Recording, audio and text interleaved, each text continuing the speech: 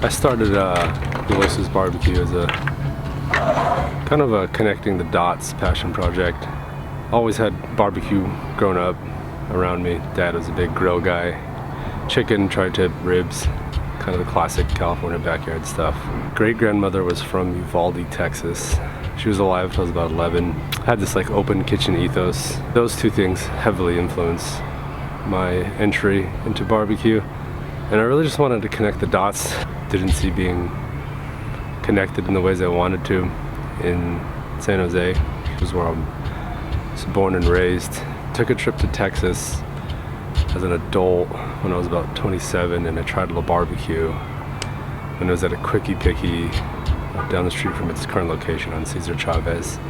And the brisket and sausage kind of blew me away, and I thought, man, I gotta do something like this. So I started watching YouTube and kind of teaching myself using like an indirect method on a Weber with like a water pan under the meat, wood across from it, and the damper just above the meat to try to pull the heat across, kind of create a convection in a Weber kettle. Grandma and my dad, I think, had like an extra vertical smoker laying around, and I started using that. I had an Oklahoma Joe and just really started dialing in as a student. Staged here in Austin with Kyle at Roll and Smoke in 2022. Introduced myself, asked for a stage, shook his hand. I showed up the next day at 7 a.m. I kind of followed a guy around named Harvey. Shout out to the arsonist. And Kyle had an opening 2 years later. I just quit my job, my career of 6 years, my dream job, really. And it just wasn't working out. And I started doing pop-ups, and Kyle put up an opening for a closer, and I took it, and a week later I moved out here, and now it's 2025. Just finished up a busy South by and March Madness, and we did record numbers, and I came in green, very green. I knew nothing. Kyle stuck it out with me, and you know, my barbecue career has been forever altered.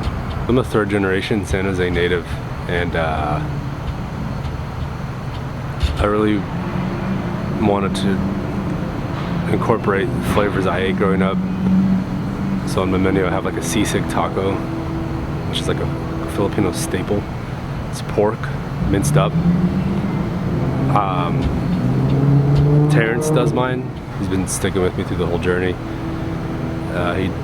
He does it with like traditional with pig brain.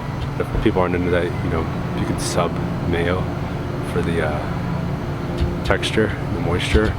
I like really doing a brisket torta, which is like almost Tex-Mex technically, but I didn't see anybody else doing it here. I'm sure it's there, I don't know. The handmade sausage I make with brisket, rib trim, has lemongrass, fish sauce, and honey. And that gives it like a very strong Vietnamese influence on it. It's served on a baguette with pickled daikon and carrot. With my ribs, the sauce that I glaze them with has gochujang in it, which is a Korean red pepper paste. So that's like the Texas Trinity, brisket, ribs, sausage. The influences in the food I grew up around.